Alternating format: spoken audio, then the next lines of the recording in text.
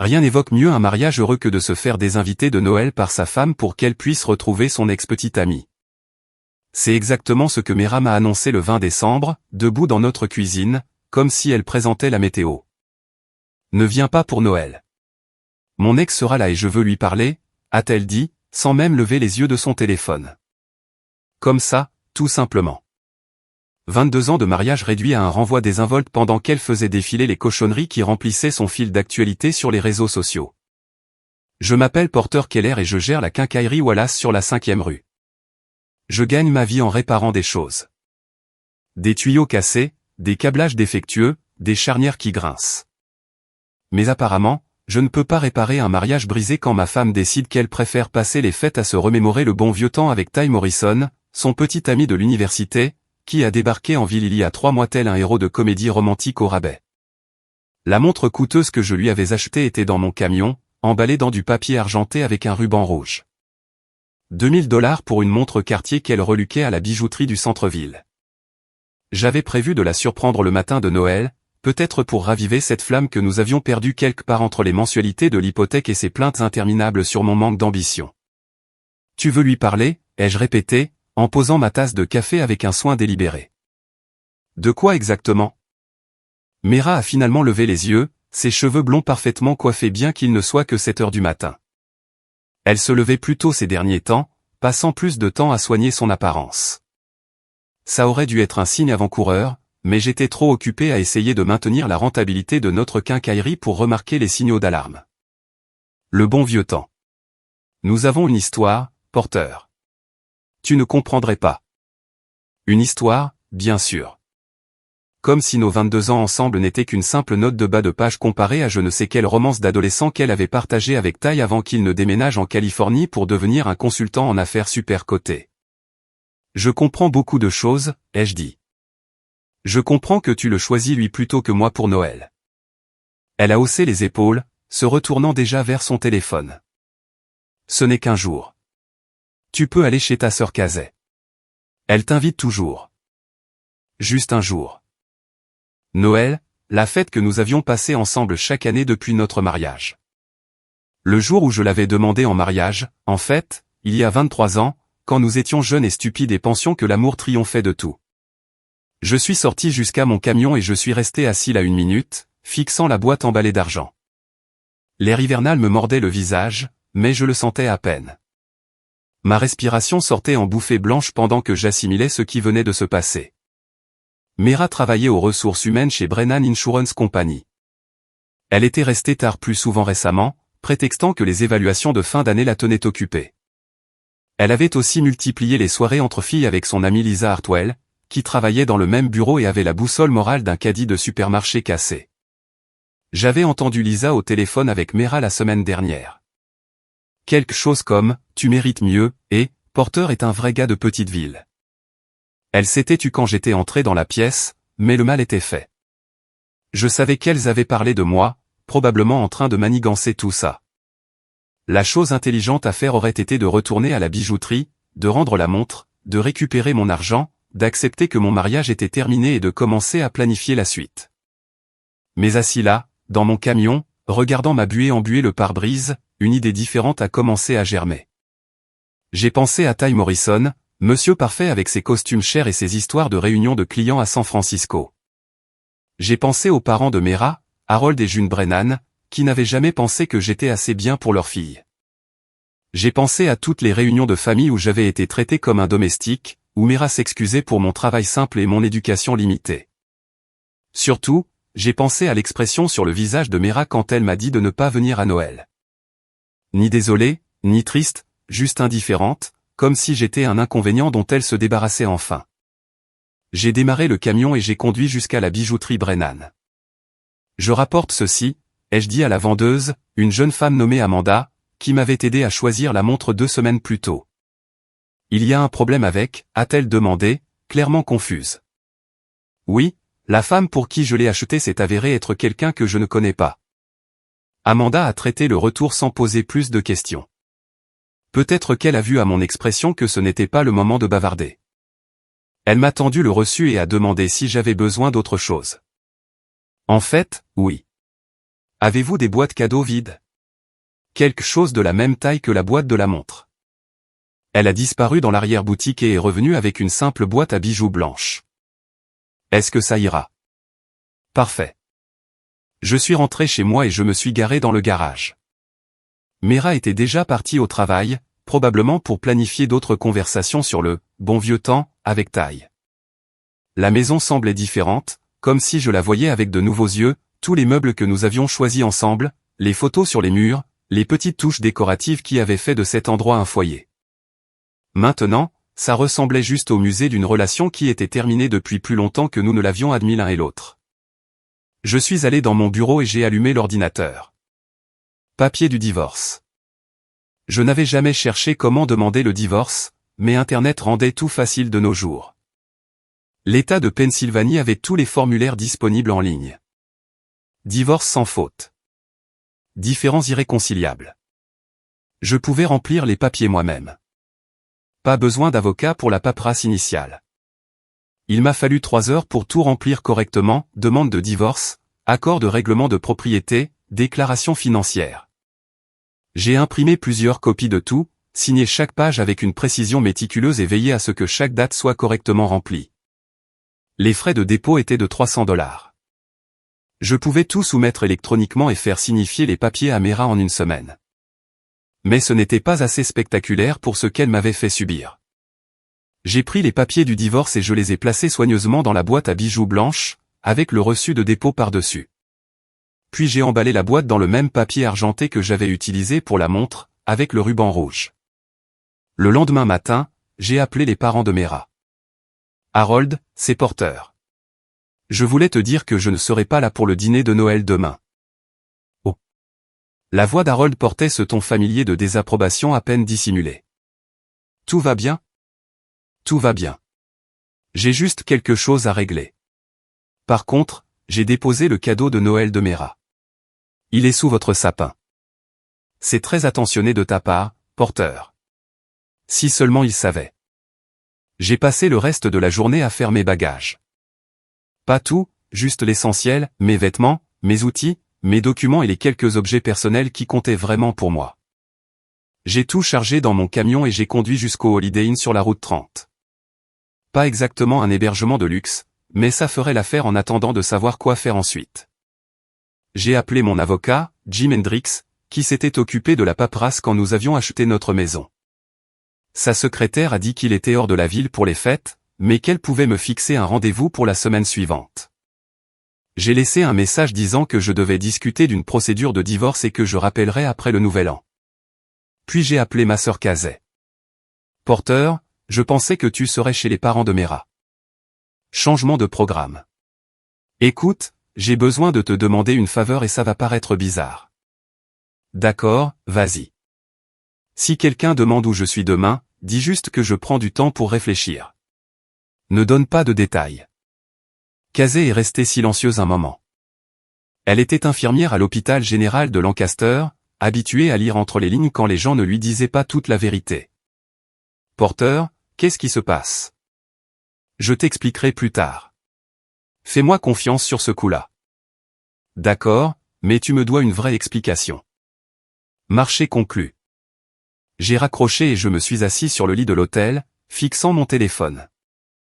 Une partie de moi voulait appeler Mera, lui dire ce qui allait arriver, lui donner une dernière chance de choisir notre mariage plutôt que le fantasme qu'elle poursuivait avec Ty. Mais j'avais déjà fait mon choix en signant ces papiers. À la place, j'ai éteint mon téléphone et j'ai essayé de dormir. Demain allait être intéressant. Le matin de Noël est arrivé, gris et froid, avec ce genre de temps hivernal de Pennsylvanie qui vous donne envie de rester à l'intérieur. J'imaginais la scène chez Harold et June. Mera s'était probablement réveillée excitée, pensant à ses grandes retrouvailles avec Ty. Peut-être qu'elle s'était même habillée spécialement pour l'occasion. J'ai pris mon petit déjeuner au restaurant de l'hôtel et j'ai essayé de lire le journal, mais je n'arrivais pas à me concentrer. Mon esprit dérivait sans cesse vers cette boîte blanche sous le sapin de Noël, attendant son moment. Vers midi, mon téléphone a commencé à vibrer. Je l'ai rallumé pour vérifier l'heure et l'ai immédiatement regretté. 3 appels manqués de Mera, 2 de sa mère, 1 d'Harold. Je n'ai répondu à aucun. À la place, j'ai conduit jusqu'à la maison de Nick Carvey.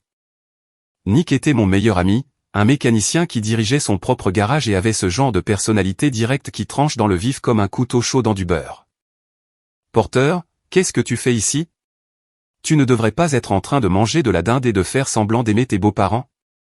C'est une histoire plus longue que tu ne le penses. Tu as de la bière? La femme de Nick, Emma, était en visite dans sa famille en Ohio, donc nous avions la maison pour nous. Il a pris 2 bouteilles dans le réfrigérateur, et nous nous sommes assis dans son salon pendant que j'expliquais la situation. Alors, si j'ai bien compris, a dit Nick quand j'ai fini, ta femme t'a désinvité de Noël pour pouvoir traîner avec son ex-petite amie, et tu as répondu en lui offrant des papiers de divorce comme cadeau de Noël. C'est l'idée de base. Nick est resté silencieux 1 minute, digérant l'information. Puis il a commencé à rire. Porter, c'est soit la chose la plus brillante que j'ai jamais entendue, soit la plus folle. Peut-être les deux. Je penche plutôt pour la folie, moi. Non, non, elle l'a bien cherché. Ça fait des années que je vois Mera te traiter comme un moins que rien. Toujours à se plaindre de ton travail, de ton camion, de tes amis, te faisant sentir que tu n'étais pas assez bien pour sa précieuse famille. C'était vrai. Mera avait érodé ma confiance en moi pendant des années. Des petites remarques sur le fait que je devrais être plus ambitieux, que je devrais mieux m'habiller, que je devrais vouloir plus de la vie. Elle ne semblait jamais considérer que j'étais peut-être heureux de gérer la quincaillerie, que je n'avais peut-être pas besoin de conquérir le monde de l'entreprise pour me sentir accompli. Alors, qu'est-ce qui se passe maintenant, a demandé Nick. Aucune idée. Je suppose qu'elle ouvre le cadeau, réalise que son mariage est terminé, et nous verrons comment diviser 22 ans de biens communs. Mon téléphone a de nouveau vibré. Cette fois, c'était un SMS de Kazay. Quoi que tu aies fait, les parents de Mera pètent un câble. June m'a appelé pour me demander si je savais où tu étais. Qu'est-ce qui se passe? J'ai montré le message à Nick. On dirait que le dîner de Noël devient intéressant, a-t-il dit. Nous avons passé l'après-midi à regarder du football et à éviter mon téléphone, qui n'arrêtait pas de vibrer avec des messages de plus en plus frénétiques. Je ne les ai pas lus. Quoi qu'il se passe chez Harold et June, je le saurai bien assez tôt. Vers 18 h, mon téléphone a sonné. L'identifiant de l'appelant indiquait « Mera Mobile ». J'ai répondu. Porter. Sa voix était tremblante, comme si elle avait pleuré. Il faut qu'on parle. Je m'en doutais. Où es-tu? Est-ce que ça a de l'importance? S'il te plaît, rentre à la maison. On peut arranger ça. Vraiment? Parce que ce matin, tu étais plus intéressé à parler à Ty qu'à ton mari. Silence à l'autre bout du fil. Puis, il est venu avec quelqu'un d'autre, Porter. Il a amené sa fiancée. Elle est enceinte. J'ai failli rire. Presque. Et comment tu t'es senti, Mera? Comme une idiote. Bien. C'est un début. Les papiers. Tu es sérieux à ce sujet? Je n'ai jamais été plus sérieux de toute ma vie. Plus de silence. J'entendais des voix en arrière-plan. Probablement ses parents essayant de comprendre comment leur Noël parfait s'était transformé en feuilleton télévisé. Je les ai ouverts devant tout le monde, dit-elle doucement. Mes parents, Ty, sa fiancée, tout le monde a vu. Je sais que c'était cruel, Porter. L'était-ce? Parce que de mon point de vue, ça ressemble à de l'honnêteté. Tu voulais que je parte pour pouvoir explorer d'autres options. Je te donne exactement ce que tu as demandé. Je n'ai jamais dit que je voulais divorcer. Tu n'as pas eu besoin de le dire. Les actes parlent plus que les mots, Mera. Tu as fait ton choix quand tu m'as désinvité de Noël. J'ai raccroché avant qu'elle ne puisse répondre.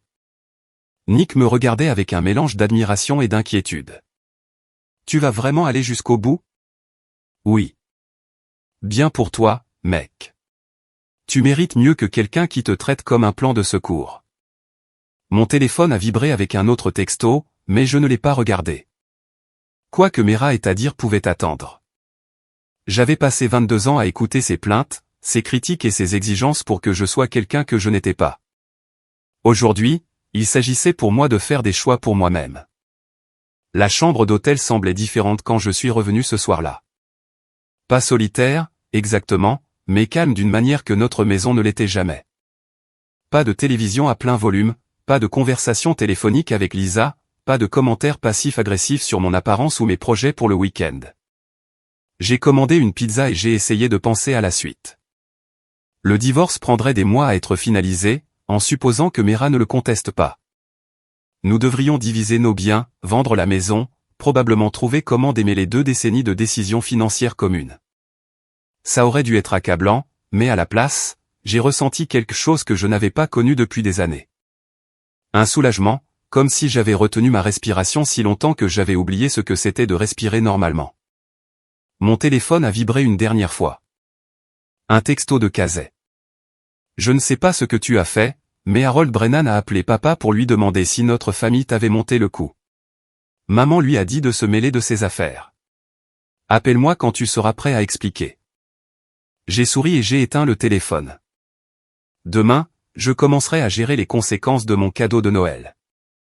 Ce soir, j'allais profiter du silence.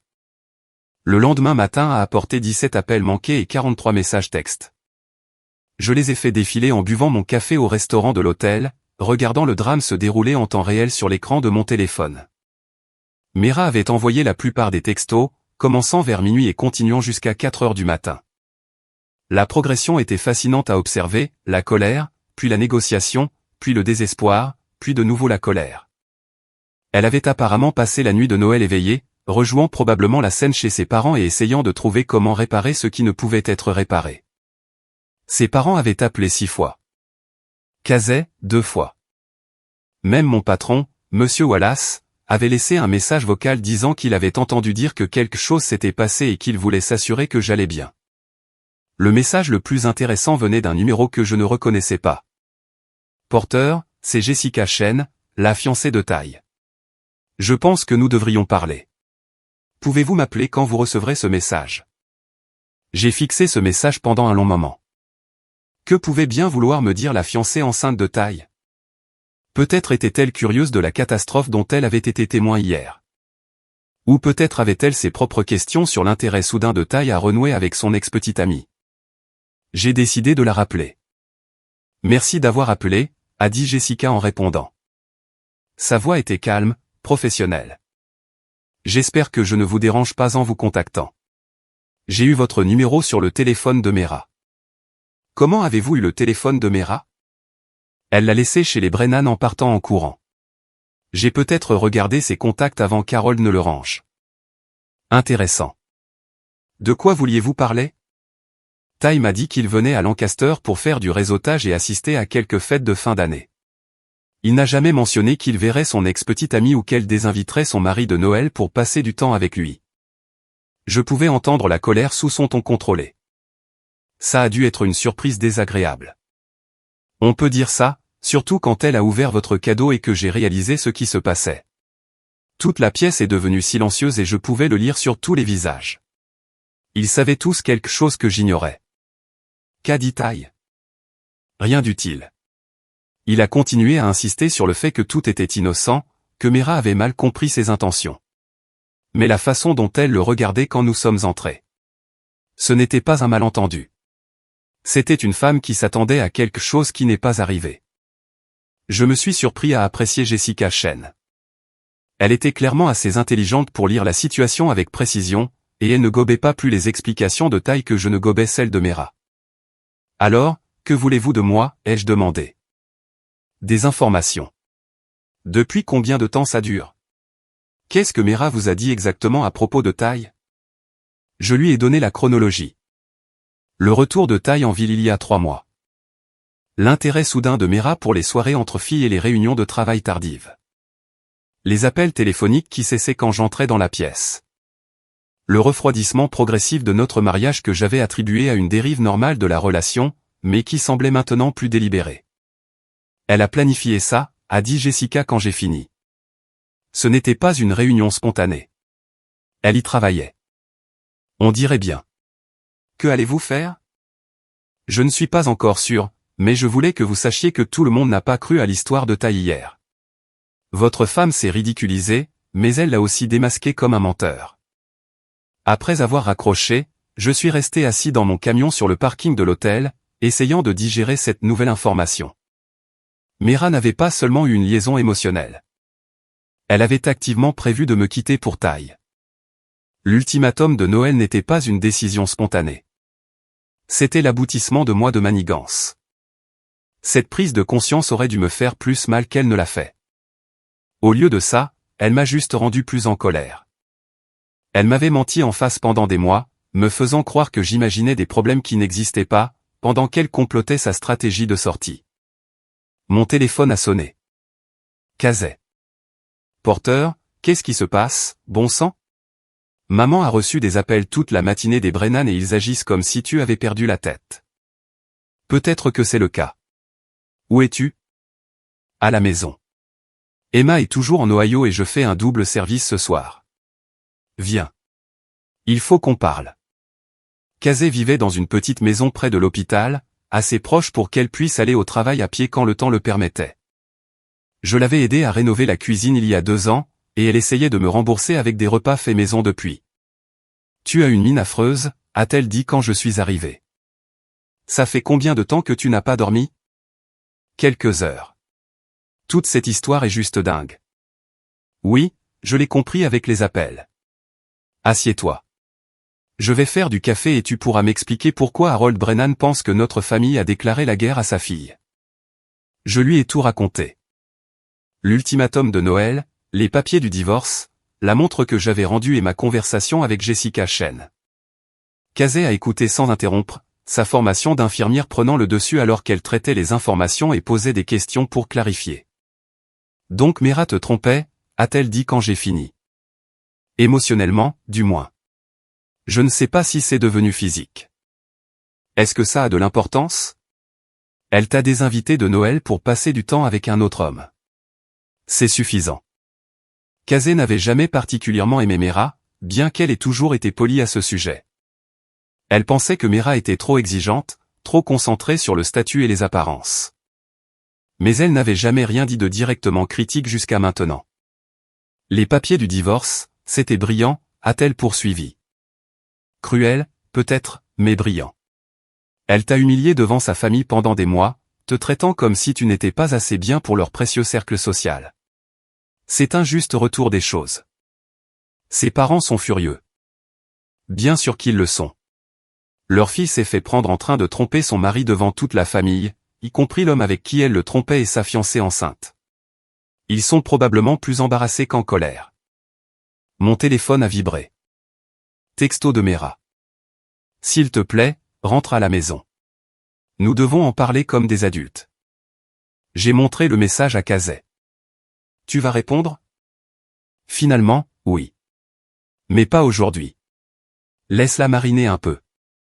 Laisse-la penser à ce qu'elle a perdu. Et le travail? Tu es censé y retourner demain. J'avais oublié le travail. La quincaillerie était fermée entre Noël et le Nouvel An, mais j'avais un inventaire à faire et des commandes de fournisseurs à passer.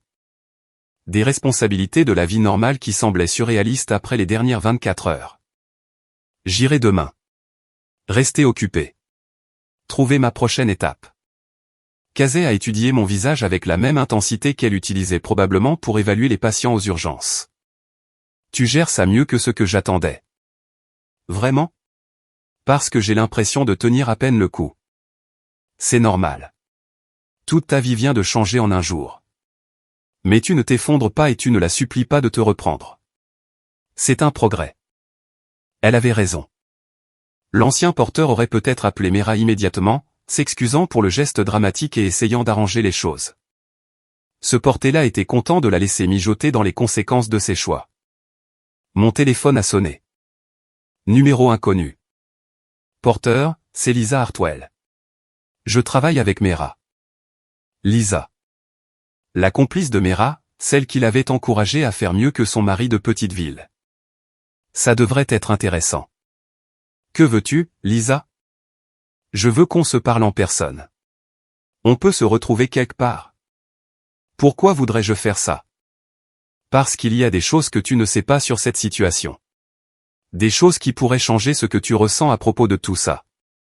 J'ai failli rire. Lisa, je sais exactement de quel genre de choses tu parles. Tu dis à Mera depuis des mois qu'elle mérite mieux que moi. Tu as encouragé toute cette histoire avec Ty. Il n'y a rien que tu puisses me dire qui me fera changer d'avis. Tu as tort. Retrouve-moi chez Denise sur la route 30 dans 1 heure. Si tu n'aimes pas ce que j'ai à dire, tu peux partir. Elle a raccroché avant que je ne puisse répondre. Kazé me regardait avec les sourcils haussés. Laisse-moi deviner. Une des amies de Mera veut tout expliquer. Lisa Hartwell. Elle a été la pom-pom girl de Mera dans toute cette affaire. Tu vas la voir? J'y pense. Ça pourrait être intéressant d'entendre l'histoire qu'elles ont inventée. Sois prudent. Elle essaie probablement de te manipuler pour que tu reprennes Mera. 1 heure plus tard, j'étais assis dans un box chez Denise, regardant Lisa Hartwell tripoter sa tasse de café et essayer de trouver comment commencer la conversation qu'elle avait prévue. C'était une femme mince d'une 40aine d'années avec le genre d'énergie nerveuse qui suggérait qu'elle vivait de caféine et d'anxiété. « Merci d'être venu », a-t-elle dit. « Je suis là. » Commence à parler. Lisa a regardé autour d'elle dans le restaurant comme si elle craignait d'être entendue, puis s'est penchée en avant et a baissé la voix. « Mera ne t'a pas dit toute la vérité sur Ty. »« Ça, je l'ai déjà compris. »« Non, je veux dire, elle ne t'a pas dit pourquoi il est vraiment revenu à Lancaster. »« J'ai attendu. »« Il a des problèmes, Porter. »« Des problèmes financiers. » Son entreprise de conseil a fait faillite et il doit de l'argent à des gens très sérieux. Il est revenu ici parce qu'il fuyait ses problèmes en Californie. Ce n'était pas ce que je m'attendais à entendre. Comment sais-tu ça? Parce qu'il l'a dit à Mera. Il s'est servi d'elle, Porter. Il n'a jamais eu l'intention de quitter sa fiancée pour elle. Il avait juste besoin de quelqu'un pour l'aider à se remettre sur pied. Et Mera était pratique. Et tu me dis ça parce que... Le sang-froid de Lisa s'est légèrement fissuré. Parce que je me sens coupable. Je l'ai encouragée à poursuivre cette histoire avec Ty parce que je pensais que tu n'étais pas assez bien pour elle. Je pensais qu'elle méritait quelqu'un de plus excitant, de plus réussi. Mais Ty n'est pas réussi. C'est un imposteur. Alors pourquoi ne pas le dire à Mera au lieu de moi? J'ai essayé. Elle ne veut pas écouter. Elle pense que je suis jalouse parce que je suis célibataire et qu'elle a 2 hommes qui se battent pour elle. Elle ne voit pas que Ty l'utilise. J'ai étudié le visage de Lisa, essayant de déterminer si elle disait la vérité ou si elle montait une sorte de jeu de dupe élaboré. Sa nervosité semblait authentique. Mais d'un autre côté, elle avait aidé Mera à me mentir pendant des mois. Qu'est-ce que tu veux que je fasse de cette information, exactement? Je veux que tu envisages de lui donner une autre chance. Elle a fait une erreur, Porter. Une grosse erreur. Mais elle n'est pas mauvaise, et ce n'est pas une femme infidèle. C'est juste une femme qui s'est fait manipuler par un escroc beau parleur. Elle m'a désinvité de Noël, Lisa. Elle l'a choisi lui plutôt que moi. Ce n'est pas de la manipulation. C'est un choix. Elle était confuse. Elle pensait qu'il lui offrait quelque chose de réel. Et moi, qu'est-ce que je lui offrais? 22 ans de mariage, un foyer stable, et un mari qui l'aimait. Apparemment, ce n'était pas assez. Lisa est restée silencieuse un moment, fixant son café. Quand elle a relevé les yeux, ils étaient humides. Au moins, tu es honnête à ce sujet. Voudras-tu réfléchir à ce que j'ai dit, à lui donner une autre chance? Je me suis levé et j'ai laissé un billet de 5 $ sur la table. Je l'ai laissée assise dans le box et je suis retourné à l'hôtel. La conversation m'avait donné beaucoup à réfléchir, mais elle n'avait pas changé ma position fondamentale. Même si Ty était un escroc, même si Mera avait été manipulée, elle avait quand même fait le choix de le poursuivre. Elle m'avait quand même des invités de Noël, elle avait quand même été prête à jeter notre mariage à la poubelle pour la possibilité de quelque chose de mieux. Ce soir-là, j'ai finalement rappelé Mera. Porter, Dieu merci. Où es-tu? Ce n'est pas important. Nous devons parler de la manière dont cela va se passer. Tu veux dire le divorce? Porter, s'il te plaît. Ne pouvons-nous pas au moins en discuter? Ne peux-tu pas rentrer à la maison pour qu'on puisse parler en personne? Je ne pense pas que ce soit une bonne idée en ce moment. Pourquoi pas? Je suis ta femme. L'es-tu? Parce qu'hier, tu as clairement montré que tu préférerais être la femme de quelqu'un d'autre. Silence. Puis, ce n'est pas juste. N'est-ce pas? Tu m'as des invités de Noël pour passer du temps avec ton ex-petite amie. Comment suis-je censé interpréter ça, exactement? Ce n'était pas ce que tu penses. Je voulais juste tourner la page. Tourner la page? Bien sûr. Et comment ça a marché pour toi? Plus de silence. Je l'entendais pleurer, ce qui aurait dû me faire sentir coupable, mais pour une raison quelconque, ce n'était pas le cas. Elle avait fait son lit. Maintenant, elle pouvait s'y coucher. Il a amené sa fiancée, a-t-elle finalement dit. Je me suis sentie si idiote. Je suis désolé que tu aies été embarrassée, mais ça ne change rien. Mera, tu l'as quand même choisi lui plutôt que moi. Le fait qu'il ne t'ait pas choisi en retour ne rend pas ta décision moins blessante. Je veux arranger ça, Porter. Je veux sauver notre mariage. Vraiment? Ou veux-tu juste éviter les conséquences de tes choix? Elle pleurait plus fort maintenant. S'il te plaît, ne fais pas ça. S'il te plaît, ne jette pas 22 ans à la poubelle pour une seule erreur. Une seule erreur, Mera? Ça fait des mois que ça dure. Les nuits tardives, les appels téléphoniques, la façon dont tu me traites comme si je n'étais pas assez bien pour toi. Ce n'est pas une seule erreur. C'est ce que tu es devenu. Ce n'est pas vrai. N'est-ce pas? Quand as-tu dit quelque chose de gentil à mon sujet pour la dernière fois? Quand as-tu semblé heureuse de me voir quand je rentrais du travail? Quand as-tu agi pour la dernière fois comme si tu voulais vraiment être mariée avec moi au lieu de simplement me tolérer? Elle ne pouvait pas répondre, ce qui était une réponse en soi. Les papiers sont déposés, Mera. Je demanderai à mon avocat de te contacter la semaine prochaine pour discuter des détails. D'ici là, je pense que nous devrions éviter tout contact. Porter, attends. J'ai raccroché. Mon téléphone a immédiatement commencé à vibrer avec des messages textes, mais je l'ai éteint sans les lire. J'avais dit ce que j'avais à dire. Maintenant, il était temps de commencer à imaginer comment construire une vie sans elle. La quincaillerie m'a semblé être un sanctuaire quand je suis retourné au travail le lendemain matin. L'odeur familière de la sciure et du polish pour métaux, les rangées ordonnées d'outils et de fournitures, la logique simple d'associer les problèmes aux solutions. Tout cela m'a aidé à m'ancrer dans la réalité après le drame surréaliste des derniers jours. Monsieur Wallace m'attendait quand j'ai déverrouillé la porte d'entrée. Porter, comment tiens-tu le coup? Tom Wallace avait possédé le magasin pendant 30 ans avant de m'engager comme gérant il y a 5 ans. Il avait maintenant la septantaine, était principalement à la retraite, mais venait encore quelques matins par semaine pour vérifier les choses et discuter avec les clients de longue date. Il avait été plus une figure paternelle pour moi que mon propre père, décédé quand j'avais une vingtaine d'années. Je gère, ai-je dit. Désolé si tout cela a nui à l'image du magasin. Ne sois pas ridicule. Ce qui se passe dans ta vie personnelle ne regarde que toi, mais si tu as besoin de temps libre pour t'occuper des avocats ou autres, fais-le-moi savoir. En fait, je pense que rester occupé est probablement la meilleure chose pour moi en ce moment. Nous avons passé la matinée à faire l'inventaire dans l'arrière-boutique, comptant les boulons, les vis et les composants électriques. Le travail répétitif était exactement ce dont j'avais besoin, quelque chose pour occuper mes mains pendant que mon esprit digérait tout ce qui s'était passé. Vers midi, mon téléphone a sonné. Jessica Chen, encore. J'espère que je ne vous dérange pas au travail, a-t-elle dit. Pas du tout. Qu'est-ce qui se passe? J'ai eu une conversation intéressante avec Tai hier soir à propos de son voyage d'affaires à Lancaster et de sa situation financière. Et il est fauché, Porter. Complètement fauché. Sa société de conseil a fait faillite il y a 6 mois et il vit à crédit depuis. Il est venu ici parce qu'il espérait que Mera l'aiderait à se remettre sur pied financièrement. Cela correspondait à ce que Lisa m'avait dit chez Dennis, mais l'entendre confirmé par la propre fiancée de Tai le rendait plus réel.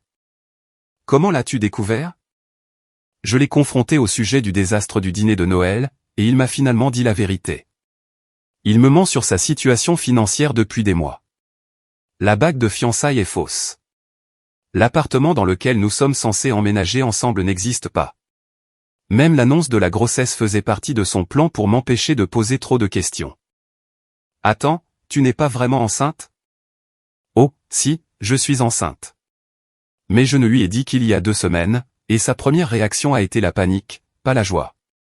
Ça aurait dû être mon premier indice. Je commençais à avoir pitié de Jessica. Elle avait été manipulée tout autant que Mera, peut-être même plus. Qu'est-ce que tu vas faire? Je le quitte aujourd'hui. Je voulais juste que vous sachiez que votre femme n'a pas été la seule à se faire avoir par Ty Morrison. C'est un menteur professionnel.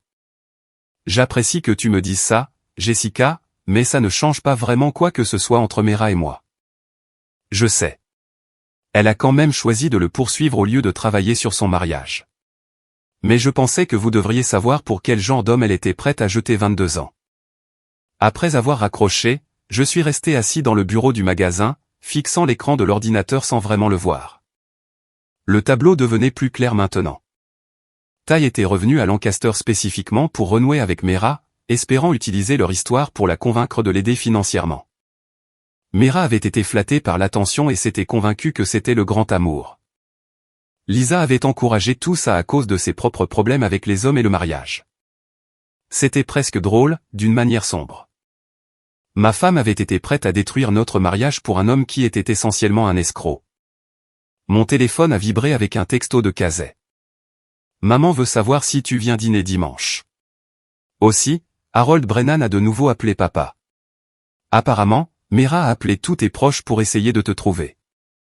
J'ai répondu par texto, dis à maman oui pour le dîner et dis à papa qu'il peut donner le numéro de mon avocat à Harold s'il veut communiquer. La cloche au-dessus de la porte d'entrée a sonné, et j'ai levé les yeux pour voir Nick entrer.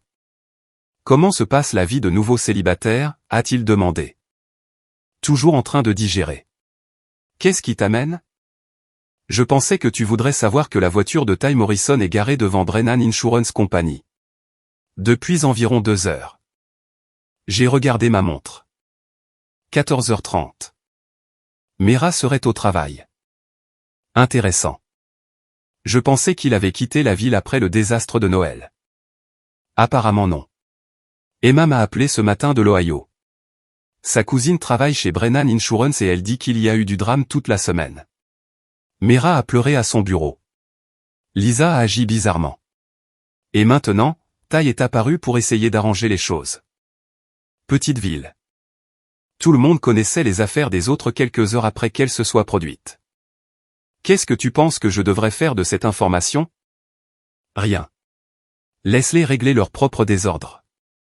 Mais je pensais que tu devrais savoir au cas où il essaierait de te contacter. Nick avait raison. Ce qui se passait entre Mera et Ty n'était plus mon problème. J'avais demandé le divorce, ce qui signifiait que mon implication dans le drame romantique de Mera était officiellement terminée. Mais j'étais quand même curieux. Vers 16 heures, mon téléphone a sonné. Mera. Porter, je dois te dire quelque chose. J'écoute. Ty est venu me voir aujourd'hui au travail, et il voulait que je lui prête de l'argent. Beaucoup d'argent. Il a dit qu'il avait des problèmes de trésorerie temporaire et qu'il avait besoin d'aide jusqu'à ce que son prochain contrat de consultant arrive. Combien d'argent? 50 000 $. J'ai failli laisser tomber le téléphone. 50 000 $. Mera, nous n'avons pas 50 000 $ de liquidité. Notre maison? La maison que nous possédons ensemble? Oui. Et qu'est-ce que tu lui as dit? Je lui ai dit que je devais y réfléchir. Porter, je crois que j'ai fait une terrible erreur. De quelle erreur parlons-nous? Me désinviter de Noël ou envisager de contracter un prêt pour ton ex-petite amie? Les deux. Tout ça. Je pense que Lisa avait raison à propos de Ty. Je pense qu'il s'est servi de moi.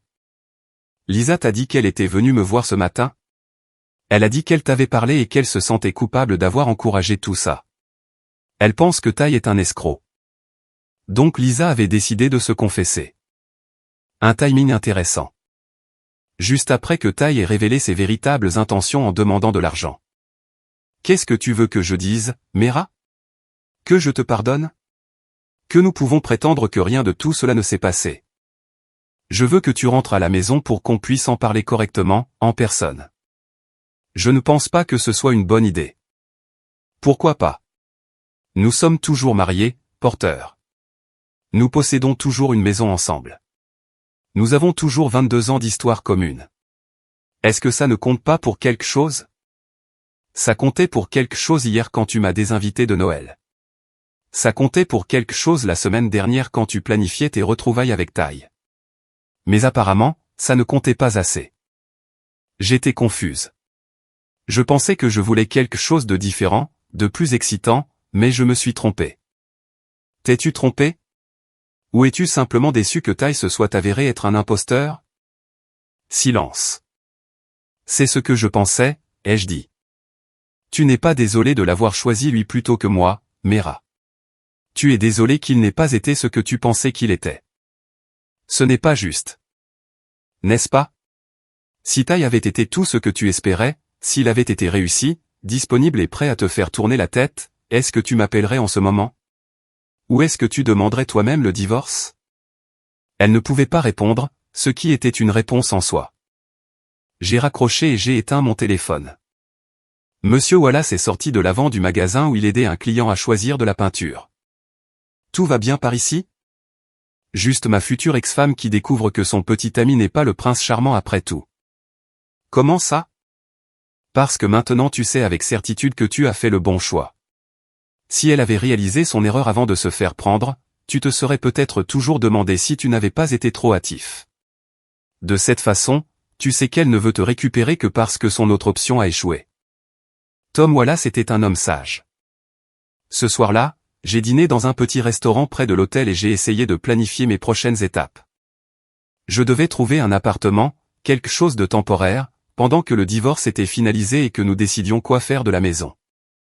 Je devais ouvrir mon propre compte bancaire, séparé de nos finances communes. Je devais commencer à penser à ce à quoi ressemblerait ma vie d'homme célibataire d'une quarantaine d'années. C'était accablant, terrifiant et étrangement excitant, tout à la fois. Mon téléphone a vibré avec un texto d'un numéro inconnu. Porteur, c'est Jessica Chen. Ty a quitté la ville cet après-midi. Je pensais que tu devrais le savoir au cas où Mera essaierait de te blâmer de l'avoir fait fuir. Il est parti parce que j'ai menacé d'appeler ses créanciers en Californie et de leur dire où le trouver. J'ai répondu par texto. Merci pour l'info. Tu vas bien? Ça ira. Mieux vaut découvrir qui il est vraiment maintenant qu'après notre mariage. Elle avait raison sur ce point. Un autre texto. Celui-ci de Kazay. Mera a appelé maman ce soir en pleurant. Maman lui a dit qu'elle avait fait son lit et qu'elle devait maintenant s'y coucher. Je suis fier de notre famille de ne pas être tombée dans le piège de la culpabilité. Cela m'a fait sourire. Ma famille avait toujours été directe en matière de relations et de responsabilités personnelles. Ils avaient accueilli Mera quand nous nous étions mariés, mais ils n'allaient pas cautionner ses mauvais choix simplement parce qu'elle faisait partie de la famille. J'ai passé le reste de la soirée à regarder des annonces d'appartements en ligne et à essayer d'imaginer à quoi pourrait ressembler ma nouvelle vie. C'était étrange de penser à décorer un espace qui serait entièrement le mien, à acheter des meubles qui reflèteraient mes goûts au lieu de faire des compromis avec les préférences de quelqu'un d'autre. Pour la première fois depuis le matin de Noël, j'ai ressenti quelque chose qui aurait pu être de l'optimisme. Le lendemain matin a apporté un appel de Jim Hendricks, mon avocat. Porteur, j'ai eu ton message. Je suis de retour en ville et j'ai examiné les papiers que tu as déposés. Tout semble correct, mais je veux discuter de la stratégie avant de continuer. Quel genre de stratégie? Eh bien, pour commencer, Mera a-t-elle indiqué si elle prévoyait de contester le divorce? Elle veut se réconcilier, mais je pense que c'est plus pour éviter l'embarras que pour vraiment vouloir sauver le mariage. Compris. Et les biens? Avez-vous une idée claire de vos finances communes? Assez claire. Nous possédons la maison conjointement. Nous avons environ 30 000 $ d'économies, des comptes de retraite, les choses habituelles. Rien de trop compliqué. Bien. Et y a-t-il des problèmes dont je devrais être au courant? Infidélité, toxicomanie, tout ce qui pourrait compliquer la procédure. Je lui ai parlé de la liaison émotionnelle de Mera avec Ty, de l'ultimatum de Noël et de la demande d'argent de Ty. Jim a pris des notes et a posé des questions pour clarifier. Cela renforce en fait votre position, a-t-il dit quand j'ai fini. Sa volonté de donner la priorité à un autre homme sur son mariage, combinée à sa considération de risquer les biens matrimoniaux pour l'aider financièrement, démontre un schéma de comportement qui joue en votre faveur. Qu'est-ce que ça veut dire concrètement? Ça veut dire que si elle conteste le divorce ou essaie de réclamer une part plus importante des biens, nous avons la preuve de ces choix qui ont mené à la rupture du mariage. La plupart des juges ne voient pas d'un bon œil les conjoints qui mettent en péril les finances familiales pour des relations extra-conjugales. Je comprends, mais il est bon d'avoir un levier au cas où elle déciderait de rendre les choses difficiles. Nous avons fixé un rendez-vous pour la semaine suivante afin de passer en revue les détails et de planifier notre approche. Jim m'a prévenu que même les divorces non contestés pouvaient prendre plusieurs mois à être finalisés, mais il était optimiste que nous pourrions parvenir à un accord sans trop de drame. Après avoir raccroché, je me sentais plus confiant dans ma décision. J'avais une bonne représentation juridique, une compréhension claire de notre situation financière et la preuve des événements qui avaient mené au divorce. Plus important encore, j'avais la clarté morale qui venait du fait de savoir que j'avais essayé de sauver le mariage et que j'avais été rejeté. Mon téléphone a sonné. Numéro inconnu. Porteur, c'est Harold Brennan, le père de Mera. Ça promettait d'être intéressant. Bonjour, Harold. Je pense que nous devons parler d'homme à homme. À propos de quoi? À propos de cette histoire de divorce. À propos de donner une seconde chance à ma fille. À propos de ne pas jeter 22 ans à la poubelle pour un malentendu. Je ne pense pas qu'il y ait eu de malentendu, Harold. Mera a rendu sa position assez claire quand elle m'a désinvité de Noël. Elle a fait une erreur. Les gens font des erreurs, Porteur. Ça ne veut pas dire qu'il faut détruire un mariage pour ça. Je n'ai pas détruit le mariage, Harold. C'est Mera qui l'a fait quand elle a choisi un autre homme plutôt que son mari. Elle était confuse. Ce type, Morrison, lui a rempli la tête de sottises romantiques et elle s'est laissée emporter. Mais il est parti maintenant, et elle réalise ce qu'elle a perdu. Vraiment? Ou réalise-t-elle simplement que son plan de secours n'a pas fonctionné? Harold est resté silencieux un moment. Quand il a repris la parole, son ton était plus sérieux. Porteur, je sais que June et moi n'avons pas toujours été aussi encourageants envers toi que nous aurions dû l'être. Nous pensions que Mera pouvait faire mieux. Épouser quelqu'un avec plus d'éducation ou une carrière plus prestigieuse. Nous nous sommes trompés sur ce point. Ah oui? Oui. Tu es un homme bien et tu as été un bon mari pour notre fille. Tu mérites mieux que ce qu'elle t'a fait subir. C'était probablement ce qui se rapprochait le plus d'excuses que j'obtiendrai jamais d'Harold Brennan. J'apprécie que tu dises ça. Mais je te demande d'envisager de lui donner une autre chance. Pour le bien de votre mariage, pour le bien de notre famille. Elle a appris sa leçon. Elle t'a parlé de ça? Oui. Harold, ta fille était prête à risquer notre sécurité financière pour aider un homme qu'elle connaissait depuis 3 mois. Ce n'est pas une erreur. C'est une différence fondamentale de valeur. Harold a soupiré. Que faudrait-il, Porteur? Que devrait-elle faire pour mériter ton pardon? Alors c'est tout. Tu abandonnes, tout simplement. Je n'abandonne pas. J'accepte la réalité. Mera ne veut pas être mariée avec moi. Elle veut être mariée à l'idée de moi comme d'un filet de sécurité au cas où ses autres plans ne fonctionneraient pas. Ce n'est pas un mariage. C'est un arrangement commercial. Elle t'aime, Porteur. Peut-être, mais elle ne me respecte pas, et elle ne me choisit pas quand ça compte. L'amour sans respect et sans engagement n'est pas suffisant. Nous avons parlé quelques minutes de plus, mais Harold a finalement accepté que je n'allais pas changer d'avis. Il m'a demandé d'envisager la médiation au lieu d'un divorce conflictuel, et j'ai convenu que c'était probablement la meilleure approche pour toutes les personnes concernées. Après avoir raccroché, je suis resté assis dans mon camion devant la quincaillerie et j'ai réfléchi à la conversation. Une partie de moi se sentait mal pour Harold et June. Ils voyaient le mariage de leur fille s'effondrer de manière spectaculaire, et ils étaient probablement embarrassés par toute la situation. Mais ils avaient aussi passé 22 ans à me traiter comme si je n'étais pas assez bien pour leur fille. Il était difficile d'avoir trop de pitié pour eux maintenant que leur fille avait prouvé qu'elle était d'accord avec leur évaluation. Mon téléphone a vibré avec un texto de Nick. On dîne ensemble ce soir? Emma est de retour de l'Ohio et elle veut entendre toute l'histoire. J'ai répondu par texto, bien sûr, mais préviens-la, c'est une longue histoire. Elle a du temps et du vin. Ce soir-là, je me suis retrouvé assis dans le salon de Nick et Emma, à boire du vin et à raconter l'histoire de mon divorce de Noël pour ce qui semblait être la 100e fois. Emma écoutait avec la fascination de quelqu'un qui regarde une série télévisée particulièrement dramatique. Alors, si j'ai bien compris, a-t-elle dit quand j'ai fini, ta femme t'a des invités de Noël pour passer du temps avec son ex-petite amie qui s'est avéré être un escroc fauché qui ne s'intéressait qu'à son argent, et maintenant elle veut que tu la reprennes parce que son plan n'a pas fonctionné. C'est le résumé de base, oui. Et tu lui as donné des papiers de divorce comme cadeau de Noël. Oui. Emma a regardé Nick. Je l'aime mieux maintenant qu'avant. Merci, je crois. Non, sérieusement. J'ai toujours pensé que tu étais trop gentil, trop prêt à laisser Mera te marcher sur les pieds. Ça montre que tu as du cran. Je suis encore en train de découvrir ce que j'ai, pour être honnête. Tu as du respect pour toi-même, a dit Emma. C'est plus que ce que beaucoup de gens peuvent dire. Nous avons parlé jusque tard dans la soirée, et pour la première fois depuis le matin de Noël, je me suis senti à nouveau moi-même.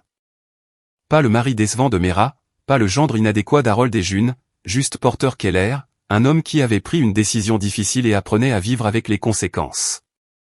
Ça faisait du bien. 3 semaines après le début de janvier, je m'étais installé dans une routine qui semblait étonnamment normale. J'avais trouvé un petit appartement au-dessus de la boulangerie sur Main Street, assez proche pour aller au travail à pied quand le temps était clément. L'endroit était meublé, ce qui signifiait que je n'avais pas à m'inquiéter d'acheter des meubles avant que le divorce ne soit finalisé et que je sache à quoi ressemblerait ma situation financière. Mera avait cessé de m'appeler directement, mais elle me contactait par des intermédiaires. Ses parents, ma sœur, même Monsieur Wallace avait reçu ses visites, tous lui demandant de me convaincre de reconsidérer ma décision. Le message était toujours le même, elle avait fait une erreur, elle était désolée, elle voulait arranger les choses. Ce qu'elle ne disait jamais, selon les personnes qui lui parlaient, c'est qu'elle comprenait pourquoi j'étais parti. Elle ne reconnaissait jamais que son comportement avait été mauvais, seulement que les conséquences avaient été pires que ce à quoi elle s'attendait. Mon avocat, Jim Hendricks, était en contact avec l'avocat de Mera au sujet de la procédure de divorce. Elle contestait une partie de la division des biens, affirmant que mon abandon du mariage lui donnait droit à une part plus importante de notre propriété commune. Jim n'était pas inquiet à ce sujet, mais cela signifiait que le processus prendrait plus de temps que nous ne l'avions espéré initialement. Elle fait traîner les choses, m'a-t-il dit lors de notre réunion ce jeudi matin. Son avocat pense que s'ils font durer ça assez longtemps, tu en auras marre des dépenses et des tracas et tu accepteras de te réconcilier. Ça n'arrivera pas. Je le sais, et tu le sais, mais ils espèrent que tu changeras d'avis. C'est une stratégie courante dans ce genre de cas. Quel genre de cas? Les cas où un conjoint se rend compte qu'il a fait une erreur et essaie d'utiliser le système juridique pour forcer une réconciliation. Peuvent-ils faire ça? Pas vraiment. La Pennsylvanie est un état de divorce sans faute, ce qui signifie que nous n'avons pas à prouver un acte répréhensible pour obtenir le divorce. Mais ils peuvent rendre le processus coûteux et long, en espérant que tu abandonneras. Je n'abandonnerai pas. Bien, parce que je pense que nous sommes sur le point de voir une escalade dans leur tactique. Jim avait raison. Cet après-midi-là, en rentrant du travail, j'ai trouvé Mera assise sur les marches devant mon immeuble. Il faut qu'on parle, a-t-elle dit en me voyant.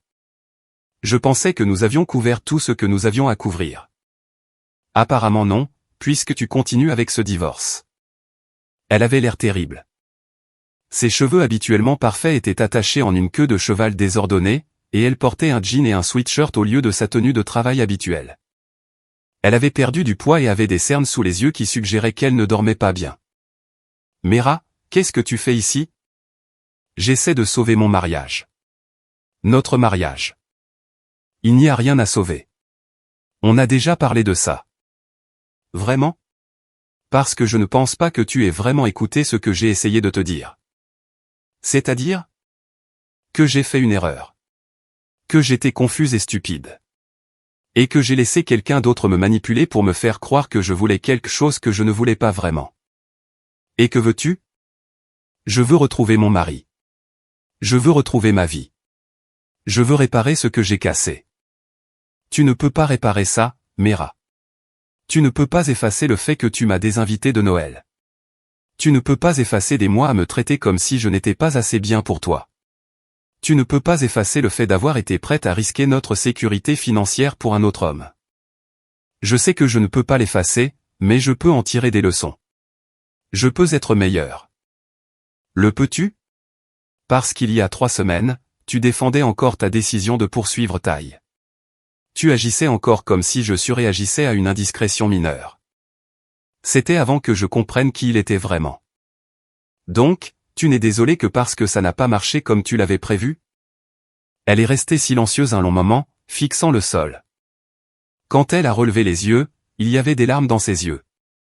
Peut-être au début. Mais Porter, j'ai eu 3 semaines pour réfléchir à ce que j'ai perdu. Et il ne s'agit plus de Tai. Il s'agit de toi. Il s'agit de nous. Qu'y a-t-il à propos de nous? Je t'ai pris pour acquis. J'ai passé tellement d'années à me concentrer sur ce que je pensais qui n'allait pas dans notre vie que j'ai oublié d'apprécier ce qui allait bien. Comme quoi? Comme le fait que tu m'as aimé inconditionnellement pendant 22 ans. Comme le fait que tu as soutenu ma carrière même quand cela signifiait que tu devais travailler plus longtemps pour compenser mon emploi du temps. Comme le fait que tu ne m'as jamais fait me sentir mal à propos de l'argent de ma famille ou de leur attitude envers toi. Mais toi, tu m'as fait me sentir mal à propos de l'attitude de ta famille envers moi. Je sais. J'étais embarrassé par leur snobisme, mais au lieu de te défendre, je m'en suis pris à toi. Je t'ai fait sentir que tu devais être quelqu'un de différent pour me mériter. Et maintenant je sais que c'est moi qui ne te méritais pas. C'était un joli discours, et il était peut-être sincère, mais il arrivait aussi 3 semaines trop tard. Mera, même si je croyais que tu comprends vraiment ce qui n'allait pas, même si je croyais que tu étais sincèrement désolé, je ne te reprendrai toujours pas. Pourquoi pas? Mais je me suis trompé. J'ai mal choisi. Oui, c'est vrai. Et ce choix me dit tout ce que j'ai besoin de savoir sur ce que tu ressens vraiment pour notre mariage. Les gens font des erreurs, Porter. Les gens changent d'avis. Les gens apprennent de leurs erreurs et deviennent meilleurs.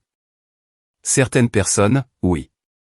Mais d'autres deviennent simplement meilleures pour cacher ce qu'elles veulent vraiment jusqu'à la prochaine occasion. Tu penses que je referais ça? Je pense que tu ferais ce qui te semble juste sur le moment, comme tu l'as fait avec Tai. Je pense que tu le rationaliserais de la même manière que tu as rationalisé tout le reste. Ce n'est pas juste. N'est-ce pas? Tu as passé des mois à me mentir sur tes sentiments pour un autre homme. Tu m'as désinvité de Noël pour pouvoir le poursuivre. Tu as envisagé de risquer notre sécurité financière pour l'aider. Et pendant tout ce temps, tu t'es convaincu que tu étais la victime de circonstances indépendantes de ta volonté. Je n'ai jamais dit que j'étais une victime. Tu n'as pas eu besoin de le dire. Tu as agi comme tel. Comme si tes sentiments pour Tai étaient quelque chose qui t'était simplement arrivé au lieu de quelque chose que tu as choisi de cultiver. Elle pleurait maintenant, mais je me sentais étrangement détaché de ses larmes. Il y a 3 semaines, la voir pleurer m'aurait donné envie de la réconforter. Maintenant, ça me fatiguait simplement. Que veux-tu que je dise, Mera? Que je te pardonne? D'accord. Je te pardonne. Que je comprends pourquoi tu as fait ce que tu as fait. Je le comprends aussi. Mais le pardon et la compréhension ne signifient pas que je dois rester marié avec toi. Il le pourrait, si tu le voulais. Mais je ne le veux pas. Je ne veux pas passer le reste de ma vie à me demander quand tu vas décider que je ne suis plus assez bien. Je ne veux pas passer le reste de ma vie à essayer de prouver que je suis digne de ta loyauté. Tu n'aurais pas à faire ça. N'est-ce pas? Parce que c'est exactement ce que j'ai fait ces dernières années, et ça ne marchait pas. Elle s'est levée, essuyant ses yeux avec la manche de son sweatshirt. Alors, c'est tout. Tu vas juste jeter 22 ans à la poubelle? Je ne jette rien. J'accepte que ces 22 ans sont terminés. Nous avons eu de bons moments, Mera. Nous avons construit une vie ensemble. Mais cette vie est finie maintenant, et nous devons tous les deux passer à autre chose. Je ne veux pas passer à autre chose. Je sais, mais ce que tu veux n'est plus la seule chose qui compte. Elle s'est dirigée vers sa voiture sans dire au revoir. Je l'ai regardée s'éloigner et j'ai ressenti quelque chose qui aurait pu être de la tristesse, mais aussi quelque chose qui était définitivement du soulagement. Mon téléphone a sonné 20 minutes plus tard. Kazé. Mera vient d'appeler maman en larmes. Elle a dit que tu avais été cruel avec elle. Les jeux étaient? Je ne sais pas. Qu'est-ce que tu lui as dit? J'ai raconté la conversation aussi précisément que je m'en souvenais. Kazé a écouté sans interrompre. Tu n'as pas été cruel, a-t-elle dit quand j'ai fini. Tu as été honnête. Il y a une différence. Elle semble penser que je devrais pardonner et oublier. Bien sûr qu'elle le pense. Ce serait pratique pour elle. Suis-je trop dur? Trop impitoyable? Porter. Elle t'a désinvité de Noël pour passer du temps avec un autre homme. Si quelqu'un me faisait ça, je mettrais probablement le feu à sa voiture. C'est illégal. L'adultère aussi dans certains États. Ce que je veux dire, c'est que tu gères ça avec beaucoup plus de grâce que la plupart des gens. Ça ne ressemble pas à de la grâce. La grâce n'est pas ce que tu ressens. C'est la façon dont tu agis malgré ce que tu ressens. Ce soir-là, j'ai dîné au dîner en bas de la rue de mon appartement et j'ai essayé de digérer la conversation avec Mera. Une partie de moi se demandait si j'étais trop têtu, trop peu disposé à envisager la possibilité que les gens puissent changer et que les relations puissent être réparées. Mais la plus grande partie de moi savait que certaines choses, une fois brisées, ne pouvaient pas être réparées. La confiance était comme une pièce de porcelaine fine. On pouvait la recoller, mais elle ne serait jamais aussi solide qu'avant, et les fissures seraient toujours visibles. Mon téléphone a vibré avec un texto de Jessica Chen. « Comment tiens-tu le coup ? J'ai entendu dire que Mera essayait de se réconcilier. » J'ai répondu par texto. Elle est venue me voir aujourd'hui. Je lui ai dit que ça n'arriverait pas. Bien pour toi. Pour ce que ça vaut, je pense que tu fais le bon choix. Comment vas-tu ? Mieux. J'ai déménagé à Philadelphie la semaine dernière, je repars à zéro. Et le bébé est prévu pour juillet. J'ai peur, mais je suis aussi excité. Ce sera bien d'avoir quelque chose de positif sur quoi me concentrer. Si jamais tu as besoin de quelque chose, fais-le-moi savoir. Merci. Pareil pour toi. J'ai fini de dîner et je suis rentré à mon appartement, pensant à Jessica et à sa décision de repartir à zéro en tant que mère célibataire. Il fallait du courage pour quitter une mauvaise situation et construire quelque chose de nouveau, même lorsque l'avenir était incertain. Peut-être que c'était ce que je faisais aussi. Le lendemain matin a apporté un appel de Jim Hendrix. Porter, nous devons parler. L'avocat de Mera a appelé hier avec une nouvelle proposition. Quel genre de proposition ? Ils veulent essayer la médiation avant de poursuivre le divorce. Ils prétendent que tu n'as pas donné une chance équitable au mariage d'être réparé. Nous sommes séparés depuis 1 mois. Combien de chances de plus faut-il ? C'est ce que je leur ai dit. Mais ils insistent sur le fait que la médiation est requise avant qu'ils n'acceptent un divorce non contesté. Et si je refuse ? Alors nous allons au tribunal, ce qui sera plus cher et prendra plus de temps. Combien de temps de plus ? Ça pourrait être 6 mois ou plus, selon le calendrier du tribunal. J'y ai réfléchi. 6 mois de bataille juridique, de déposition et d'apparition au tribunal. 6 mois de Mera et de ses avocats essayant de prouver que j'étais déraisonnable. 6 mois à voir ma vie personnelle disséquée par des étrangers. Que comporterait la médiation ? Nous rencontrerions un tiers neutre qui essaierait de nous aider à parvenir à un accord sur les termes du divorce. C'est généralement plus rapide et moins cher que d'aller au tribunal. Mais ils espèrent que le médiateur me convaincra de me réconcilier. Probablement. Mais les médiateurs ne peuvent pas forcer la réconciliation. Leur travail est d'aider à résoudre les différends, pas de sauver les mariages. Organise ça. Finissons-en. Tu es sûr ? Tu n'es pas obligé d'accepter. Je suis sûr. Plus vite nous résoudrons cela, plus vite je pourrai passer à autre chose dans ma vie. La médiation a été programmée pour la semaine suivante. En attendant, j'ai essayé de me préparer à ce qui serait probablement un processus émotionnel et difficile. Mera utiliserait probablement l'occasion pour faire un dernier plaidoyer pour la réconciliation, et je devais être prêt à rester ferme sans être inutilement dur. La veille de la médiation, Nick est passé à mon appartement avec une bouteille de whisky et un jeu de cartes. « Je pensais que tu voudrais une distraction », a-t-il dit. « Merci. J'en ai bien besoin. » Nous avons joué au poker, bu du whisky et parlé de tout sauf de mon mariage. C'était exactement ce dont j'avais besoin, un rappel que la vie existait en dehors du drame de la procédure de divorce. « Tu es nerveux pour demain ?» a demandé Nick vers minuit. Un peu. Je sais ce que je veux dire, mais je m'inquiète de la façon dont je réagirai quand elle commencera à pleurer et à me supplier de rentrer à la maison. Souviens-toi juste pourquoi tu es parti. Souviens-toi de ce que tu as ressenti quand elle t'a désinvité de Noël. Je m'en souviens. Bien. Parce que ce sentiment était réel, il était justifié, et il ne disparaîtra pas simplement parce qu'elle est désolée maintenant. La médiation a eu lieu dans une salle de conférence au cabinet d'avocat de Jim. La médiatrice était une femme nommée Dr Sarah Patterson, une psychologue spécialisée dans les conflits familiaux. Elle avait la cinquantaine, des cheveux gris et un comportement calme qui suggérait qu'elle avait vu toutes sortes de drames conjugaux imaginables. Mera est arrivée avec son avocat, un jeune homme nommé David Chen, qui avait l'air de préférer être n'importe où ailleurs. Elle était de nouveau habillée de manière professionnelle, retrouvant son apparence soignée habituelle, mais je pouvais voir la tension dans ses épaules et la manière prudente dont elle évitait de me regarder dans les yeux. Le docteur Patterson a commencé par expliquer le processus et fixer les règles de base. Chacun aurait la possibilité de parler sans être interrompu. L'objectif était de parvenir à un accord avec lequel les deux parties pourraient vivre.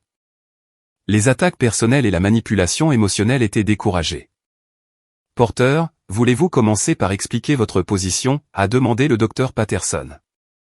J'avais répété ce discours dans ma tête des dizaines de fois, mais le dire à voix haute était plus difficile que je ne l'avais prévu.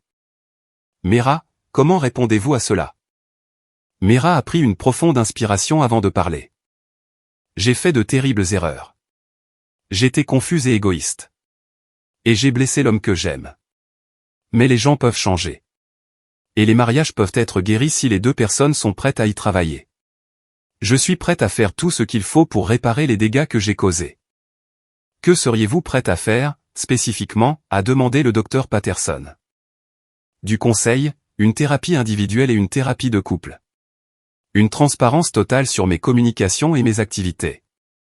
Tout ce dont Porter a besoin pour se sentir en sécurité dans notre relation à nouveau. Porter, est-ce que cela change votre position? Non. Parce que le problème fondamental n'est pas que Mera a fait des erreurs.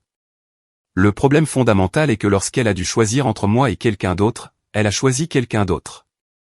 Cela me dit tout ce que j'ai besoin de savoir sur ses priorités. Mais les priorités des gens peuvent changer, a interjeté Mera. Je sais ce que je veux maintenant. Je veux mon mariage. Tu veux ton mariage parce que ton autre option n'a pas fonctionné.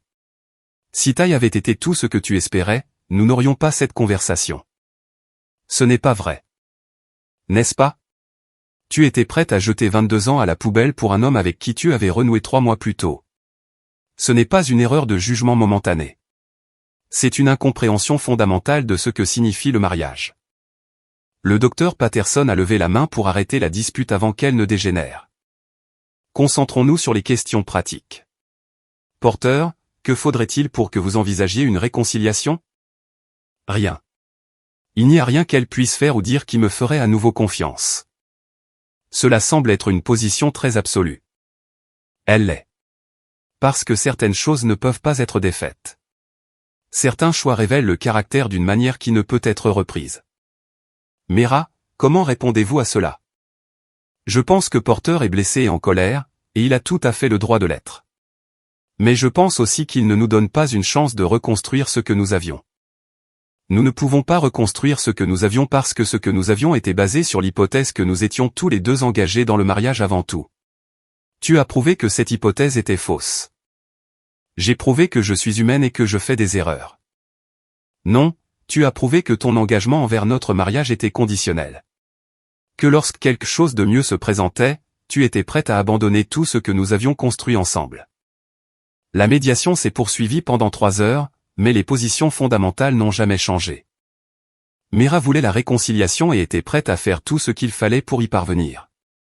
Je voulais le divorce et je croyais que la réconciliation était impossible compte tenu de ce qui s'était passé. Le docteur Patterson a essayé diverses approches, se concentrant sur l'histoire commune, discutant des avantages pratiques de rester marié, explorant la possibilité d'une séparation de corps au lieu d'un divorce. Rien n'a fonctionné. Finalement, elle a demandé une pause et a demandé à parler avec chacun de nous en privé. Porter, a-t-elle dit quand nous étions seuls, je veux m'assurer que vous avez pleinement examiné les implications de votre décision. Le divorce est permanent. Une fois qu'il est finalisé, vous ne pouvez pas changer d'avis et redevenir marié à Mera. Je comprends cela. Vraiment? Parce que d'après mon expérience, les gens prennent parfois des décisions permanentes basées sur des émotions temporaires. Ce n'est pas une émotion temporaire. C'est une réponse rationnelle à une trahison fondamentale de la confiance. Mera semble sincèrement pleine de remords. J'en suis sûr. Mais le remords n'efface pas les dommages qui ont été causés. Et si elle ne vous avait pas des invités de Noël? Et si elle avait mis fin aux choses avec taille avant qu'elle n'aille trop loin? Seriez-vous prêt à travailler sur le mariage alors? Peut-être. Mais ce n'est pas ce qui s'est passé. J'essaie de comprendre où se situe votre limite. Quelle action spécifique a rendu la réconciliation impossible? Le moment où elle m'a dit de ne pas venir à Noël parce que son ex-petite amie serait là. C'était le moment où elle l'a choisi lui plutôt que moi. Et c'est le moment où notre mariage a pris fin. Le docteur Patterson a hoché la tête. Je comprends. Et je veux que vous sachiez que votre position est raisonnable compte tenu de ce qui s'est passé. Certaines trahisons sont trop fondamentales pour être surmontées. Lorsque la médiation a repris, le docteur Patterson a annoncé que la réconciliation n'était pas possible et que nous devrions nous concentrer sur les termes du divorce. Il a fallu une autre heure pour régler les détails, mais nous sommes finalement parvenus à un accord que les deux parties pouvaient accepter. Mera garderait la maison et la plupart des meubles en échange de la prise en charge des paiements hypothécaires. Je garderai mes comptes de retraite et la moitié de nos économies. Nous partagerions le produit de la vente de sa voiture et de quelques autres biens communs. C'était juste, pratique et final. Alors que nous signions les papiers, Mera m'a regardé une dernière fois. Je veux que tu saches que je le regretterai pour le reste de ma vie, a-t-elle dit. Je sais. Mais les regrets ne changent rien. Ils le pourraient, si tu le permettais. Je ne peux pas. Je suis désolé, Mera, mais c'est comme ça que ça doit être. Elle a hoché la tête et est sortie de la salle de conférence sans dire au revoir. Jim m'a serré la main. C'est fini, Porter. Les papiers seront déposés cette semaine et le divorce devrait être finalisé dans les 60 jours. Merci. Ça va? Je crois. C'est étrange, mais je me sens soulagé. C'est normal. Tu as été dans les limbes pendant des semaines. Maintenant, tu peux commencer à planifier ton avenir. Je suis sorti du cabinet d'avocat sous le soleil éclatant de février et j'ai ressenti quelque chose que je n'avais pas connu depuis des mois. La liberté. Pas seulement la liberté de mon mariage avec Mera, mais la liberté du stress constant d'essayer de sauver quelque chose qui ne pouvait pas être sauvé. Mon téléphone a vibré avec un texto de Kazay. Comment ça s'est passé? J'ai répondu par texto. C'est fini. Le divorce sera définitif dans 60 jours. Comment te sens-tu? Comme si je pouvais à nouveau respirer. Bien. Viens dîner dimanche. On fête ta nouvelle vie. J'ai souri et j'ai rangé mon téléphone. Pour la première fois depuis des semaines, j'attendais avec impatience le dîner du dimanche. Ce soir-là, je me suis assis dans mon petit appartement et j'ai pensé à la suite. J'avais 41 ans, fraîchement célibataire, avec un emploi stable et un nouveau départ devant moi. C'était effrayant, excitant et plein de possibilités que je ne m'étais pas autorisé à envisager tant que j'étais encore marié. J'ai pensé à Mera, probablement assise dans notre ancienne maison, entourée de meubles et de souvenirs d'une vie qui n'existait plus. J'avais pitié d'elle, mais je ne regrettais pas ma décision. Certaines erreurs ont des conséquences qui ne peuvent être effacées, et certains choix révèlent des vérités qui ne peuvent être ignorées. Elle avait choisi Ty plutôt que moi quand elle pensait qu'il était son billet pour une vie meilleure. Le fait qu'il se soit avéré être un imposteur ne changeait rien à la réalité fondamentale de ce choix. J'avais choisi le respect de moi-même plutôt que la réconciliation, et j'étais prêt à vivre avec cette décision pour le reste de ma vie. Mon téléphone a sonné. Nick. Comment ça s'est passé? C'est fait. 60 jours et je suis officiellement un homme libre. Félicitations. Emma fait des steaks demain soir pour fêter ça. Tu es invité. Merci. Je serai là. Porter. Oui. Tu as fait ce qu'il fallait. Je l'espère. Je le sais. Tu vas t'en sortir. Il avait raison. J'allais m'en sortir. Différent de ce que j'avais été avant, mais je m'en sortirai. J'ai ouvert une bière et je me suis assis près de la fenêtre, regardant les gens passer sur Main Street. Des couples se tenant la main, des familles avec des enfants, des célibataires rentrant du travail ou sortant pour la soirée. Tous vivant leur vie, faisant des choix, faisant face aux conséquences. Demain, je retournerai travailler à la quincaillerie. J'aiderai les clients à résoudre des problèmes, je gérerai l'inventaire et je continuerai à développer l'entreprise qui était devenue plus qu'un simple travail pour moi. Je dînerai avec des amis qui se souciaient de moi. Je commencerai à penser à quoi je voulais que ma nouvelle vie ressemble. Mais ce soir, j'étais content de m'asseoir dans mon petit appartement et d'apprécier le simple fait que j'étais exactement là où j'avais choisi d'être, avec exactement la vie que j'avais décidé de construire. Ce n'était pas la vie que j'avais prévue quand j'avais épousé Mera il y a 23 ans, mais elle était honnête, et elle était la mienne. C'était suffisant. Le divorce a été finalisé le 15 mars, un mardi matin froid qui ressemblait plus à l'hiver qu'au printemps. J'ai signé les derniers papiers dans le bureau de Jim, mettant officiellement fin à 22 ans de mariage d'un trait de plume. « Qu'est-ce que ça fait ?» a demandé Jim. « Banal, ai-je dit. Je pensais que ce serait plus significatif. » La partie significative a eu lieu il y a des semaines, quand tu as pris la décision. Ceci n'est que de la paperasse. Il avait raison. La vraie fin avait eu lieu ce matin de Noël quand j'avais choisi de rendre la montre et d'emballer les papiers du divorce à la place. Tout depuis n'avait été que le processus juridique rattrapant la réalité émotionnelle. Je suis retourné à la quincaillerie et j'ai essayé de me concentrer sur le travail, mais mon esprit dérivait sans cesse vers l'étrange jalon que je venais de passer. J'étais officiellement célibataire pour la première fois en plus de 2 décennies. Divorcé, un mot qui avait semblé impossible appliqué à ma propre vie quelques mois plus tôt. Monsieur Wallace m'a trouvé en train de fixer un présentoir de pots de peinture vers midi. « Ça va, Porter ? Je viens de signer les derniers papiers du divorce. »« Ah. Comment te sens-tu ? » « Honnêtement, j'ai l'impression que je devrais ressentir plus que ce que je ressens. »« Que ressens-tu ? » ?»« Soulagé. Prêt à aller de l'avant. Peut-être un peu triste pour ce que nous avions, mais pas triste de l'avoir laissé partir. Ça me semble sain. Vraiment ? Parce que je n'arrête pas de penser que je devrais être plus bouleversé par la fin de mon mariage. Porter, tu as fait le deuil de ce mariage pendant des mois. Tu as fait ton deuil pendant que tu essayais encore de le sauver. Au moment où tu as demandé le divorce, tu avais déjà accepté qu'il était terminé. Je suppose que c'est vrai. La question maintenant est de savoir ce que tu veux faire de ta liberté. Je n'en ai aucune idée. Eh bien, tu as le temps de le découvrir. Ce soir-là, j'ai dîné chez Kazé avec elle et son petit ami Marc, un professeur au lycée local, qui avait patiemment attendu que Kazé décide qu'elle était prête pour une relation sérieuse. Alors, quel est le plan maintenant ? A demandé Kazé au dessert. Je n'ai pas de plan. C'est bizarre ? Pas du tout, a dit Marc. J'ai été célibataire pendant 5 ans après la fin de mon premier mariage. Il m'a fallu 3 de ces années juste pour comprendre qui j'étais quand je n'essayais pas d'être le mari de quelqu'un. Combien de temps as-tu été marié ? 8 ans. Mais j'avais l'impression que c'était 20 à la fin. Des conseils ? Ne te précipite dans rien.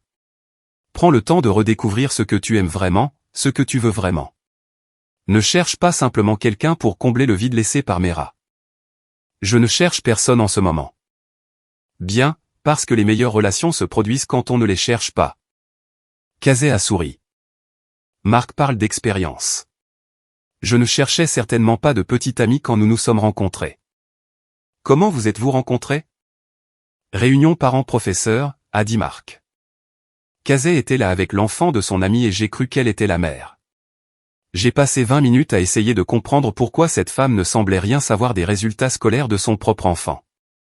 C'était mortifiant, Harry Kazé, mais aussi un peu charmant. Je les regardais ensemble. La facilité avec laquelle ils se taquinaient, l'affection évidente dans leurs interactions. C'était à ça que ressemblait une relation saine.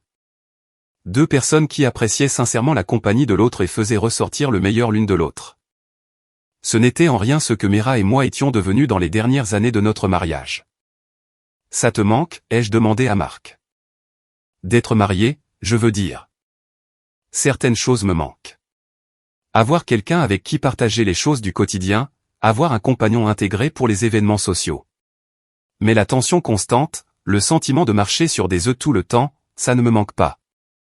Ça me semble familier. Le truc, Porter, c'est qu'une bonne relation devrait rendre ta vie meilleure, pas plus difficile.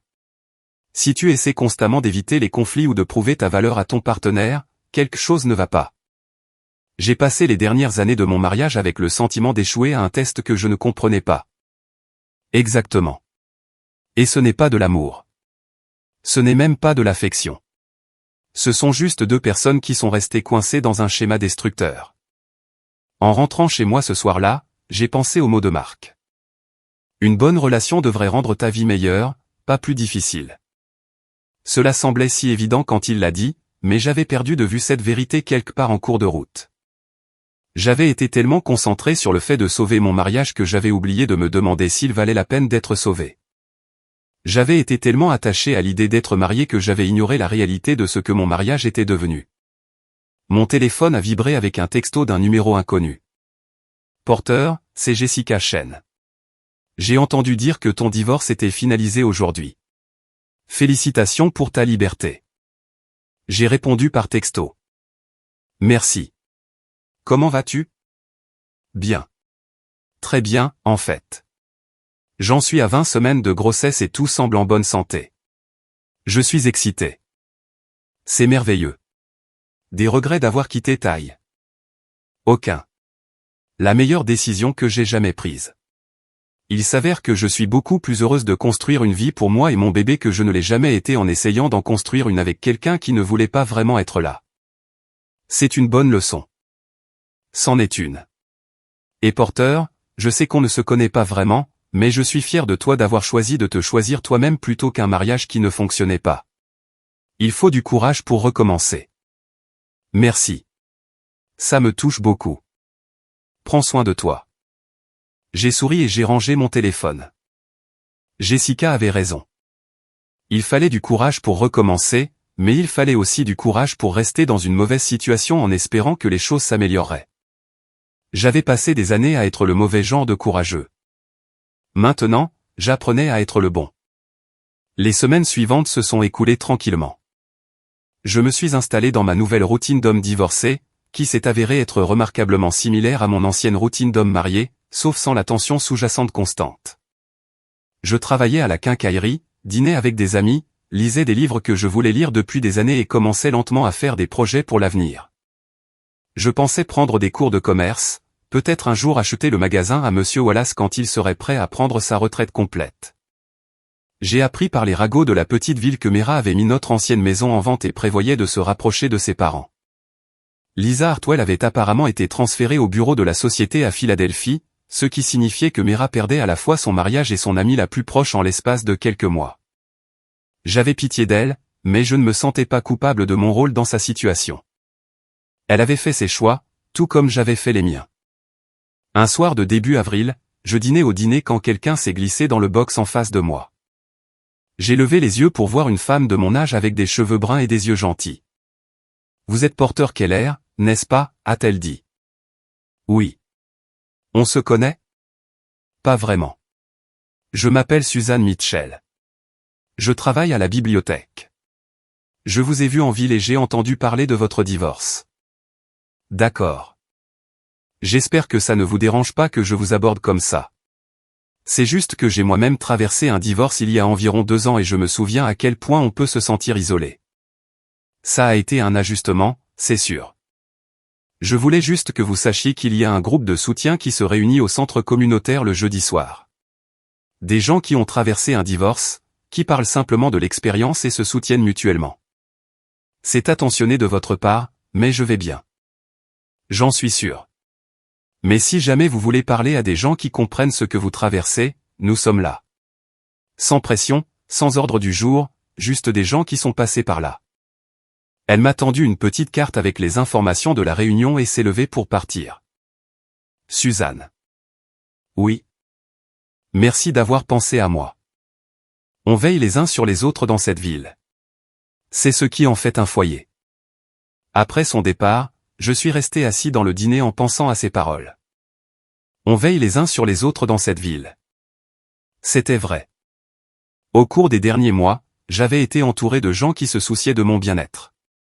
Ma famille, mes amis, mon patron, même des inconnus relatifs comme Suzanne qui prenaient le temps d'offrir leur soutien.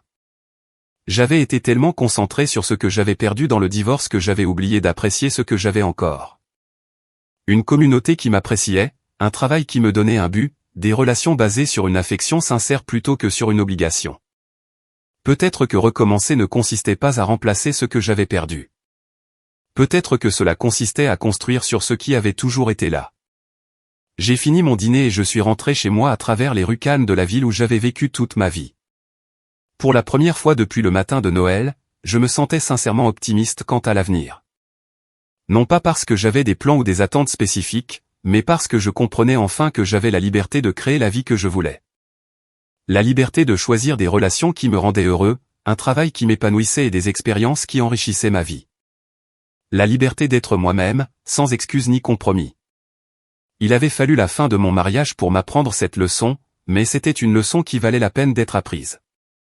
Alors que je déverrouillais la porte de mon appartement, mon téléphone a vibré avec un texto de Nick. Bière et poker demain soir. Emma travaille tard. J'ai répondu par texto. Absolument. Certaines choses, pensais-je, ne changeaient jamais. Et c'était parfaitement bien pour moi.